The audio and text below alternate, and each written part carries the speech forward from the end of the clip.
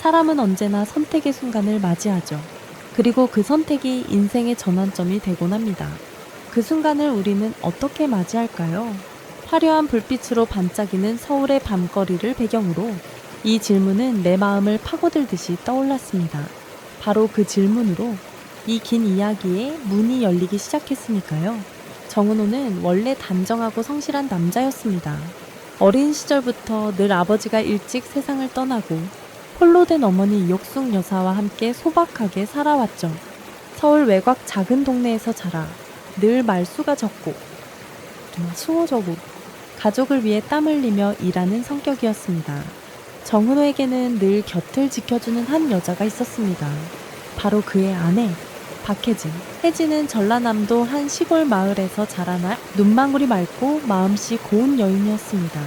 아버지를 초등학교 때 잃고 홀로 두 딸을 키운 어머니와 함께 힘겹게 살아온 그녀는 언제나 어머니의 건박한 삶을 닮으려 했습니다. 혜진은 대학도 가지 않고 고등학교를 마치자마자 기술학원에 다녔습니다. 엄마를 도와주고자 기술을 배워 취업해 열심히 일했죠. 그래서 도시에서 번듯한 직장에 다니는 남자들에게도 관심이 없었습니다. 대신 같은 고향 출신으로 서울에 올라와 한 식당에서 일하던 정은호를 선택했습니다. 가진 건 없지만 정직하고 묵묵한 그 마음이 혜진에게는 무엇보다 소중했으니까요. 결혼 후 처음엔 좁디 좁은 반지하 방에서 시작했습니다. 싱크대 위엔 중고 밥솥 하나, 벽에는 벗겨진 벽지, 겨울이면 창문 틈으로 바람이 스며들었지만 그 속에서도 두 사람은 함께 웃었습니다. 밤마다 손을 꼭 잡고 동네 공원 벤치에 앉아 호떡 하나를 나눠 먹으며 서로의 꿈을 이야기하곤 했습니다. 하지만 사랑만으로 모든 게 해결되진 않았습니다. 정은호는 늘 더 큰 꿈을 품고 있었습니다. 언젠가 자신만의 식당을 열어 가족에게 더 나은 삶을 주겠다는 소망이었죠. 마침내 식당을 열기로 결심한 그는 요리사로 이름난 친구 상구와 손을 잡았습니다. 둘은 각각 5천만 원씩 투자하기로 했습니다. 혜진아, 어머니께 부탁 좀 드려줄 수 있을까? 얼마 전 보상금 받으셨다더니 조금만 빌려주실 수 있을지. 정은호는 멋쩍쩍게 말했습니다. 혜진은 그날 밤 한숨도 못 자고 뒤척였습니다. 결국 이른 아침 엄마에게 전화를 걸어 말문을 열었습니다. 엄마, 훈호 오빠가 식당을 열려고 해. 돈이 조금 모자란데 혹시 우리한테 조금만 빌려주실 수 있어요. 혜진의 목소리는 떨렸지만 그녀의 눈빛엔 믿음이 있었습니다. 어머니는 한참을 말없이 앉아있다 손등을 매만지며 말씀하셨습니다. 내 돈은 너희 둘을 위해 쓸 돈이다. 하지만 꼭 기억해라. 돈은 다시 모으면 되지만 사람 사이의 정은 쉽게 잃으면 안 된다.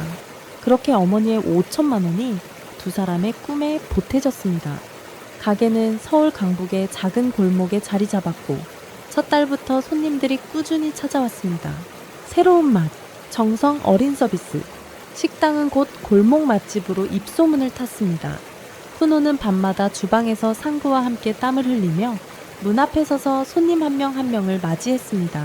1년쯤 지나자 식당은 자리를 잡았습니다. 하루 매출이 100만 원을 넘길 때도 있었고 그 돈으로 작은 자동차를 샀습니다. 어머니는 서울로 올라와 가게를 둘러보고 우리 훈호가 이렇게 컸구나 라며 눈시울을 붉혔죠. 혜진도 행복했습니다. 아침마다 갓 구운 빵 냄새를 맡으며 딸 서진이와 함께 시장에 가는 일상이 소중했으니까요. 그러나 행복은 길게 머물러 주지 않았습니다. 식당이 번창할수록 훈호의 욕심도 조금씩 자라났습니다. 주변에서 사장님하고 불러줄 때마다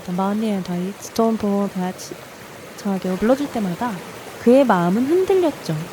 훈호의 어머니도 식당을 찾는 손님들에게 우리 아들 덕분에 이렇게 잘 산다고 자랑하기 바빴습니다. 처음엔 혜진도 웃고 넘겼지만 점점 서운해졌습니다. 왜냐하면 식당을 연 그날부터 그녀도 주방에 들어가 야채를 다듬고 장부를 정리하며 한시도 쉬지 않았으니까요. 하지만 시어머니의 눈엔 언제나 우리 아들만 보였습니다. 혜진이는 그저 집에 앉아있는 게 편한가 보지. 돈 버는 건 다 우리 아들이지.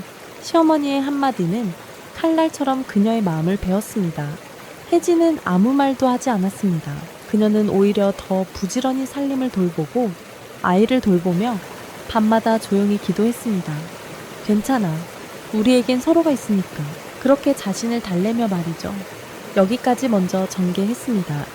다음에는 혜진의 임신과 식당의 위기, 그리고 정은호와 미연 이야기 속의 퀸에 해당하는 캐릭터의 위험한 관계로 이어갑니다. 그러던 어느 날 혜진의 기도가 마침내 응답되었습니다. 결혼 3년 만에 그녀는 임신 소식을 들었죠. 여보, 우리 아기 생겼어? 혜진의 목소리는 떨렸지만 눈빛은 누구보다 빛나고 있었습니다. 정은호는 그 순간 마치 온 세상이 멈춘 것 같았습니다. 그토록 기다려온 순간 드디어 아빠가 되는구나. 그는 혜진을 끌어안고 고마워. 우리 잘 키우자 라고 속삭였습니다. 소식은 곧 시댁으로 전해졌습니다. 시어머니 이옥숙 여사는 마치 잃어버린 보물을 찾은 듯 기뻐하며 혜진에게 매일 미역국을 끓여주겠다며 아침마다 찾아왔습니다. 식당에도 축하 꽃바구니가 줄지어 들어왔죠. 하지만 그 기쁨도 오래가지 않았습니다. 식당이 잘 되며 정은호의 친구 산우가 급하게 돈이 필요하다며 돈을 빼돌린 사실이 드러났기 때문이었죠. 상우는 입으로만 도와줘. 곧 갚을게라며 훈호를 설득했고 결국 상우는 식당 운영 자금으로 4천만 원을 가져간 뒤 사라져 버렸습니다. 정은호는 배신감에 몸이 떨렸습니다. 그동안 상우를 믿었기에 모든 것을 털어놓고 함께 일했는데 그 믿음이 하루아침에 물거품이 된 것이죠. 그리고 그때부터 식당은 내리막길을 걸었습니다.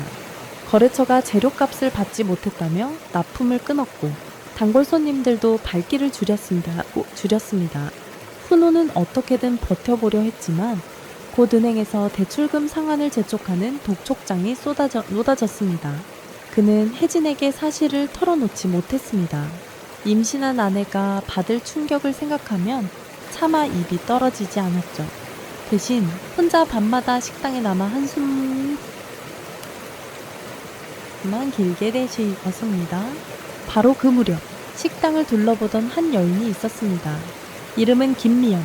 50대 초반의 그녀는 성공한 외식업계 투자자로 서울 강남 한복판에서 고급 레스토랑을 몇 개 운영하는 인물이었습니다. 하루는 미연이 우연히 식당을 찾아왔습니다. 긴 코트 자락을 흔들며 들어온 그녀는 은은한 향수를 풍겼습니다. 손님인 줄 알고 서빙하던 혜진은 그 우아한 기운에 자연스레 고개를 숙였습니다. 미연은 가게를 둘러보며 미소 지었습니다. 여기? 작은데도 참 정갈하네요. 주인장이 누구예요? 정은호가 나서서 인사를 했습니다. 안녕하세요. 제가 주인입니다. 처음 오셨죠? 미연은 살짝 웃으며 자리에 앉았고 식사를 마친 뒤 이렇게 말했습니다. 정 사장님, 요즘 이런 식당 찾기 힘들어요. 소박하지만 정성이 느껴져서요. 훈호는 그 말에 힘을 얻은 듯 눈빛이 번쩍였습니다. 하지만 그 순간 미연의 눈빛은 이미 그를 꿰뚫고 있었습니다. 그녀는 오래전부터 노련하게 사람을 다뤄온 사람이었으니까요. 며칠 뒤 미연은 다시 식당을 찾았습니다. 이번엔 조용한 오후 시간에 혼자였습니다. 정 사장님, 혹시 식당을 더 키워보고 싶은 마음 있지 않으세요? 그녀는 와인을 잔에 따르며 말했다. 정훈우는 순간 숨을 삼켰습니다. 식당의 위기를 그녀가 알고 있다는 듯한 말투. 그는 조심스레 고개를 끄덕였습니다. 솔직히 상구 친구가 돈을 빼돌리고 가게도 어렵습니다. 하지만 이 식당, 저는 절대 포기하고 싶지 않아요. 그의 목소리엔 간절함이 담겨 있었습니다. 미연은 그를 바라보며 잔을 살짝 흔들었습니다. 좋아요. 그 마음 난 좋아해요. 그래서 내가 도와주고 싶어요. 내가 투자자로 들어올게요. 다만 조건이 있어요. 조건이요? 훈우는 숨이 멎는 듯 물었습니다. 미연은 그저 부드럽게 웃었습니다. 내가 원하는 건 단 하나. 당신이 내 곁에 있어 주는 거예요. 업무적으로 그리고 개인적으로도. 훈호의 눈빛이 흔들렸습니다. 그동안의 가난과 실패, 그리고 혜진과 아이에게 주고 싶은 더 나은 삶, 모든 게 그의 머릿속을 뒤엉켰습니다. 어렵게 생각하지 말아요. 난 당신을 믿고 싶어요. 이 식당을 살리고 싶다면 내 손을 잡아요. 그녀의 말은 달콤했습니다. 마치 오래된 와인처럼 은은하고 중독적인 향을 풍겼죠. 그 순간 정은호의 마음엔 한 가닥 의문과 함께 짙은 유혹의 그림자가 스며들기 시작했습니다. 정은호는 그날 밤 혼자 주방에 앉아 술잔을 기울였습니다. 가게가 텅 빈 공간을 메우는 것은 빗방울 소리뿐이었습니다. 혜진과 함께 꿈꾸던 이곳, 이제는 무너져가는 지붕처럼 위태로웠죠. 이 선택을 하면 우리 가정은, 그의 마음은 번민으로 가득 찼지만 현실의 무게는 그 어떤 윤리보다도 무겁게 내려앉았습니다. 다음 날 그는 다시 미연을 만났습니다. 이번엔 미연이 운영하는 강남의 고급 레스토랑 VIP룸이었습니다. 미연은 짙은 자주색 원피스를 입고 앉아 있었고 방 안에는 와인 향이 은은하게 퍼졌습니다. 생각해봤어요. 그녀의 목소리는 낮고 부드러웠습니다. 네, 투자 받아들일게요. 정은호는 목소리를 낮췄습니다. 미연의 눈가가 살짝 웃음으로 번졌습니다. 좋아요. 당신의 결정을 후회하지 않게 할게요. 그날 밤 미연은 정은호를 호텔로 데려갔습니다. 처음엔 그저 투자자와 사업가의 만남 같았지만 미연의 손길은 점점 더 노골적이 되어갔습니다. 그의 머릿속에는 혜진과 뱃속의 아이가 스쳐 지나갔지만 동시에 내 가족에게 더 나은 미래를 주려면 이라는 핑계가 스스로를 정당화했습니다. 결국 정은호는 미연의 방으로 들어갔습니다. 방 안에는 부드러운 음악이 흐르고 와인잔이 달그락거렸습니다. 그 밤 미연은 그를 포근히 안아주며 속삭였습니다. 이제부터 넌 내 사람이야. 그 이후로 정은호의 삶은 눈부시게 바뀌었습니다. 미연은 그에게 고급 양복을 사주고 새로 나온 자동차를 할부로 내주었습니다. 그의 명함에는 부총괄 매니저라는 타이틀이 새겨졌습니다. 주변 사람들은 훈호씨 정말 잘 나가네요 라며 부러움을 감추지 않았습니다. 시어머니 이옥숙 여사도 우리 아들 드디어 큰 인물이 됐네 라며 자랑했습니다. 하지만 혜진의 마음은 점점 시리기 시작했습니다. 어느 날 밤 혜진은 문득 훈호의 옷장에서 낯선 향수 냄새가 밴 셔츠를 발견했습니다. 그리고 그의 휴대폰에 찍힌 낯선 여인의 이름, 미연이란 문자 알림, 그녀는 묻지 않았습니다. 대신 밤마다 배를 쓰다듬으며 태어나지 않은 아기에게 속삭였습니다. 괜찮아? 엄마가 지켜줄게. 정은호는 이제야 비로소 세상과 맞설 힘을 가졌다고 믿었습니다. 하지만 그가 본 것은 눈부신 조명이 아니라 욕망의 수렁이었습니다. 미연은 그를 점점 더 깊은 곳으로 이끌었습니다. 이 계약서에 사인해. 내 이름으로 등록할 수는 없으니 내 이름으로 대신 해줄래. 이건 그냥 서류일 뿐이야. 넌 믿어도 돼. 미연의 속삭임에 그는 점점 더 무감각해져 갔습니다. 하지만 그럴수록 집으로 돌아가는 길은 점점 더 멀어졌습니다. 혜진은 아기를 품고 혼자 산부인과를 다녔고 시어머니는 여전히 네가 못나서 우리 아들이 밖으로 눈 돌린 거다라며 혜진을 몰아붙였습니다. 마침내 아이가 태어난 날 눈처럼 깨끗한 아이의 울음소리가 병실을 울렸습니다. 딸의 이름은 서진으로 지었습니다. 혜진은 아이를 품에 안고 눈물을 흘리며 속삭였습니다. 서진아, 엄마가 너를 위해서라도 꼭 강해질게. 그런데 그날 밤 정은호는 병실을 찾지 않았습니다. 혜진은 그가 미연의 호텔방에 있다는 걸 이미 알고 있었습니다. 병실의 조명이 아득하게 흔들렸고 혜진은 갓 태어난 딸을 꼭 안은 채 더 이상 눈물을 흘리지 않았습니다. 서진의 돌잔치가 다가왔습니다. 혜진은 혼자서 아기에게 예쁜 한복을 입히고 손님들을 맞이할 작은 잔치상을 차렸습니다. 하지만 정은호는 그 자리에 없었습니다. 그는 미연의 회사 행사를 빌미삼아 자리를 비웠죠. 시어머니 이옥숙 여사는 여전히 혜진을 몰아붙였습니다. 애미야, 너도 이제 철 좀 들어야지. 사내는 밖에서 돈을 벌어야지. 그걸로 네가 먹고 살잖아. 혜진은 고개를 숙였지만 속으로 생각했습니다. 그래, 먹고 사는 것만이 다는 아니에요. 내 딸이 자랄 세상은 달라야 해요. 그날 밤 혜진은 처음으로 용기를 냈습니다. 정은호가 돌아오자마자 아이를 재운 뒤 조용히 물었습니다. 정말로 나와 서진이를 아직 가족으로 생각하나요? 아니면 이미 다른 인생을 사는 건가요? 훈호는 피곤한 듯 잠시 눈을 감았다가 피식 웃었습니다. 혜진아, 지금 이 상황에서 무슨 얘기를 더 하려고 해? 그만 좀 해. 나도 나름의 사정이 있어. 혜진은 그 웃음 속에 더 이상 남편이라는 이름이 남아있지 않다는 걸 직감했습니다. 그 밤 그녀는 잠들지 못하고 생각했습니다. 그래, 이젠 나도 내기를 준비해야 할 때야. 며칠 뒤 혜진은 아기띠를 둘러매고 시장 골목을 걷기 시작했습니다. 큰 돈을 벌 수 있는 일은 없었지만 한 뷰티샵에서 도움 알바 구인 공고를 보고 발걸음을 멈춰섰습니다. 그곳에서 혜진은 머리 감기고 청소하는 일을 배웠습니다. 매일 서진을 등에 업고 출근했고 손이 부르트도록 일했습니다. 시작은 힘들었지만 혜진의 미소는 손님들에게 기분 좋은 인상을 주었죠. 사장님, 그 젊은 직원분 친절하시네요. 이 집 잘 되겠어요. 라는 말이 오고 갔습니다. 작은 칭찬에도 혜진은 용기를 얻었습니다. 그 사이 정은호는 미연과 함께 더 화려한 세상으로 빠져들고 있었습니다. 미연은 고급 스카프와 비싼 시계를 그에게 선물했습니다. 그리고 그를 데리고 서울 한복판의 호텔에서 술자리를 즐겼죠.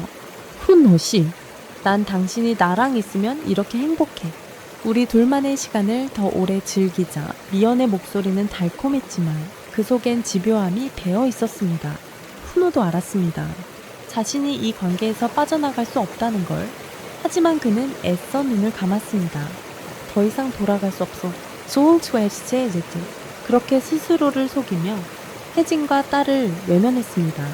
그러던 어느 날 혜진은 머리카락에 물을 묻히며 문득 거울 속 자신의 눈빛을 봤습니다. 이대로 살아선 안 돼. 나 자신을 위해서, 서진이를 위해서. 그날 밤 그녀는 딸을 재운 뒤 엄마에게 전화를 걸었습니다. 엄마, 나 이제 달라질 거야. 이젠 더 이상 울지 않을게. 그 무렵 정은호는 완전히 미연의 소나기에 들어가 있었습니다. 미연은 더 이상 그를 사장님이라 부르지 않았습니다. 대신 훈호야, 오늘 밤엔 나랑 있어줄래? 라며 그의 머리칼을 쓰다듬었습니다. 밤마다 호텔의 고급 침대에 누워있을 때 훈호의 머릿속에는 잠시 스치는 딸의 웃음소리가 있었습니다. 하지만 그 목소리를 외면하는 순간 그의 마음속에서도 무언가가 조금씩 죽어가고 있었죠. 한편 혜진은 새로 배운 기술로 뷰티샵에서 조금씩 더 중요한 일을 맡기 시작했습니다. 손님의 머리카락을 다듬으며 그녀는 점점 더 단단해졌습니다. 이 일이라도, 이 손으로라도 내 삶을 다시 세울 수 있어. 그렇게 마음을 다잡았습니다. 어느 날 단골 손님 중 한 명이 말을 걸어왔습니다.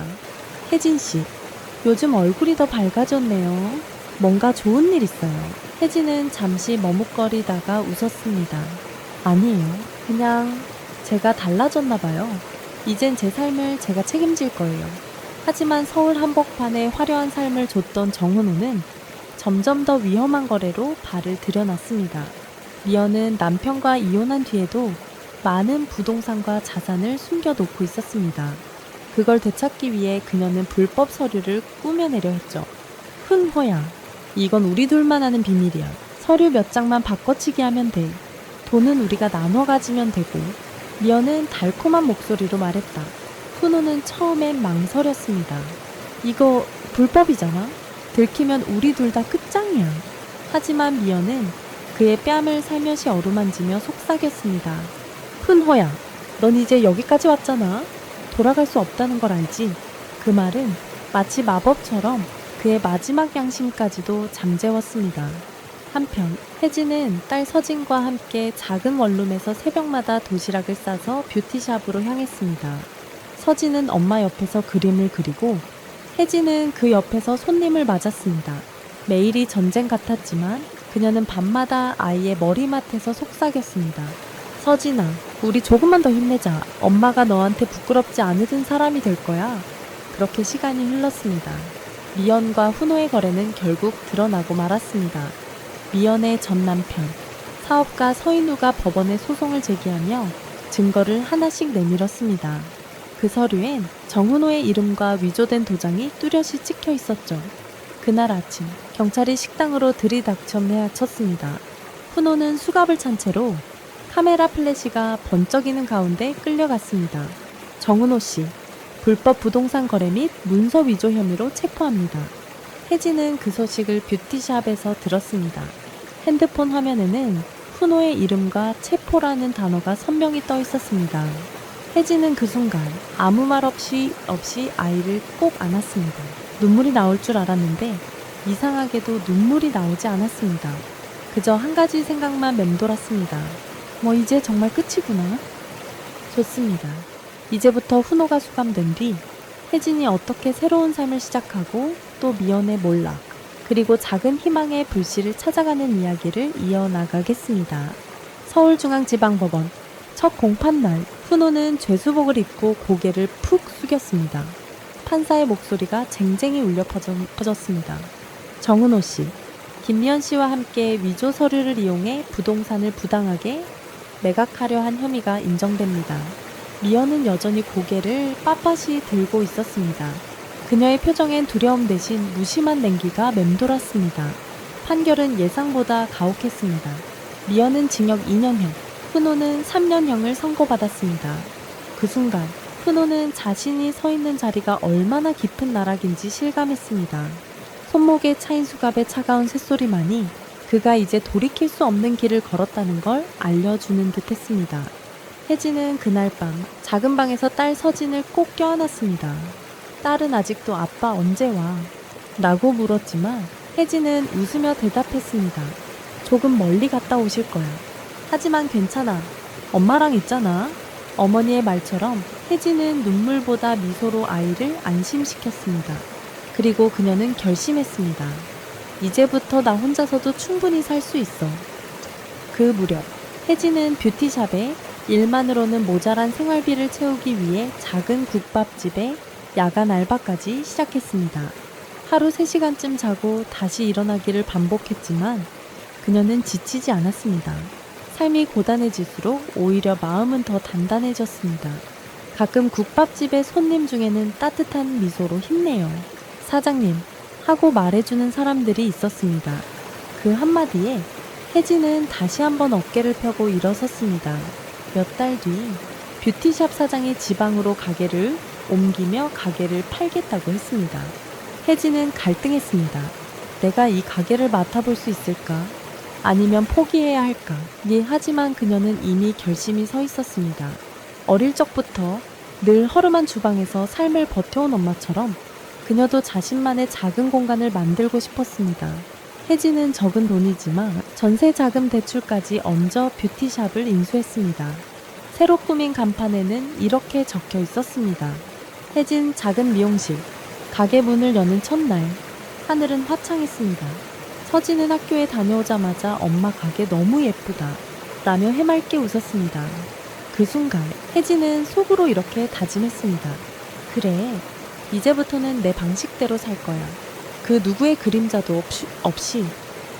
그 사이 감옥 안에서 훈호는 긴긴 밤을 반성으로 채웠습니다. 훈호의 어머니 이옥숙 여사는 몇 차례 면회를 왔습니다. 그녀의 머리칼엔 눈처럼 하얀 새치가 번져 있었습니다. 훈호야, 네가 잘못했지만 엄마는 너를 미워할 수가 없구나. 그 말을 듣고도 훈호는 고개를 들 수 없었습니다. 모든 것이 자신이 초래한 결과라는 걸 이제는 누구보다도 잘 알고 있었으니까요. 미연은 감옥에서도 결코 연약한 모습으로 무너지는 법이 없었습니다. 그러나 그 역시 혼자 남겨진 밤엔 무너져 내렸습니다. 이 정도로 끝낼 수 없어, 램소. 언젠간 다시 일어서야지. 그녀의 눈빛은 여전히 매서웠지만 더 이상 아무도 그 손을 잡아주지 않았습니다. 몇 달이 흐른 어느 봄날 아침, 혜진은 미용실 문을 열고 서진의 머리를 손질해주고 있었습니다. 그때 문이 열리며 한 남자가 들어왔습니다. 이름은 박민수. 오토바이로 배달과 퀵 서비스를 하며 동네 사람들에게 친절하게 인사하는 남자였습니다. 민수는 매일 아침 혜진의 가게 앞을 지나며 혜진씨, 오늘도 화이팅이에요 하고 웃어주었죠. 민수는 자주 가게 문 앞에 서서 아침 먹었어요. 빵이라도 좀 사왔어요 라며 소소한 마음을 전했습니다. 혜진은 처음엔 그 친절이 부담스러웠습니다. 하지만 민수의 말투에는 어떤 계산도 어떤 기대도 없었습니다. 단지 같이 웃어주고 싶어서 라는 진심이 담겨 있었을 뿐이었습니다. 어느 늦은 오후, 혜진은 혼자 가게 문을 닫고 나올 때 민수를 만났습니다. 오늘도 늦게까지 있었네요.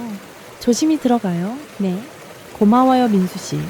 혜진은 고개를 숙였지만 마음 한구석이 조금 따뜻해졌습니다. 민수는 오토바이에 올라타기 전 잠시 머뭇거리더니 말했다. 혜진씨, 혹시 다음 주에 시간 되면 같이 밥 먹을래요? 그 말에 혜진은 잠시 숨이 막히듯 떨렸지만 곧 웃으며 고개를 끄덕였습니다. 좋아요. 우리 둘 다 바쁘니까. 오히려 그런 시간이라도 있으면 좋죠.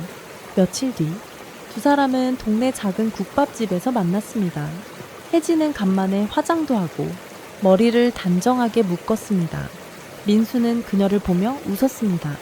오늘 진짜 예쁘네요. 저 그냥 평소랑 똑같은데. 혜진이 웃으며 머쓱해하자 민수는 고개를 저었습니다. 아니에요. 예뻐요. 원래부터. 그 말은 아무렇지 않게 던진 것처럼 들렸지만 혜진의 가슴에 작은 파문을 남겼습니다. 식사를 마친 뒤 민수는 손에 쥔 소박한 꽃다발을 레제나 지언통 주엄의 소박한 꽃다발을 내밀었습니다. 혜진씨, 이 꽃 그냥 주고 싶었어요. 그 순간 혜진의 눈가가 살짝 젖었습니다. 그건 화려한 백합도, 장미도 아닌 들꽃 부케였습니다.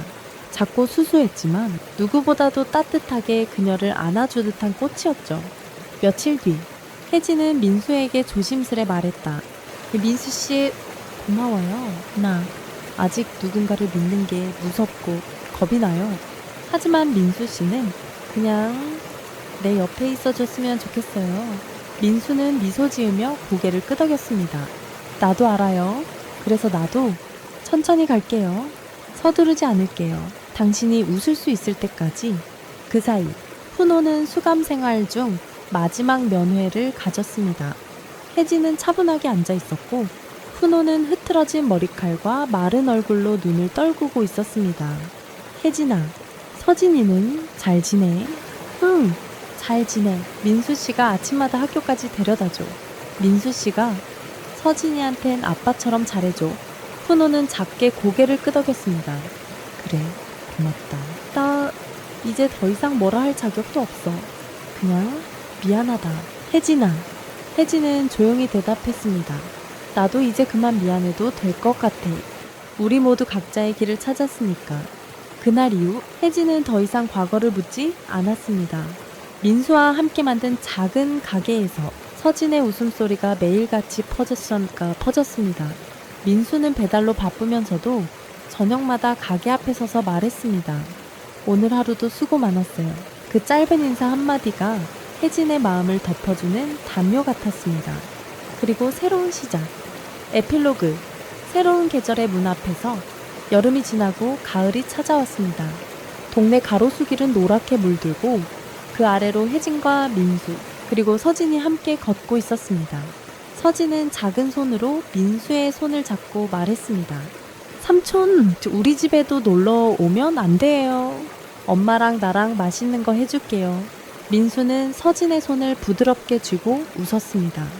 그럼 초대해줘서 고마워. 꼭 갈게. 그 순간 혜진은 민수의 옆모습을 바라보다가 고개를 떨구었습니다. 마음이 잔잔하게 따뜻해지는 기분이었습니다. 그녀는 처음으로 이제 나도 괜찮을 거야 라는 생각을 했습니다. 그날 밤 혜진은 작은 일기장에 이렇게 적었습니다. 이제 나는 나를 더 이상 부끄러워하지 않으려 한다. 그리고 다시 사랑할 용기를 내보려 한다. 그녀의 글씨는 흔들렸지만 그 안엔 분명한 빛이 담겨 있었습니다. 이 이야기는 우리 모두에게 한 번쯤은 찾아오는 유혹과 욕망, 그리고 그로 인한 상처를 이야기합니다. 주인공 혜진은 한때 남편의 배신으로 무너졌지만 아이와 함께 새로운 희망을 찾아가는 모습이 정말 감동적입니다. 삶의 밑바닥에서 다시 일어서는 그녀의 모습은 우리에게 끝은 새로운 시작이 될 수 있다는 사실을 상기시켜줍니다. 그리고 민수라는 따뜻한 존재를 통해 진정한 행복은 화려한 부와 권력보다는 작은 온기와 진심에서 온다는 걸 다시 느끼게 됩니다. 여러분, 이 이야기가 조금이라도 마음에 닿았다면 좋아요와 구독, 그리고 댓글로 여러분의 생각을 꼭 남겨주세요. 다음에 계속될 2부 이야기에서 또 만나요. 감사합니다.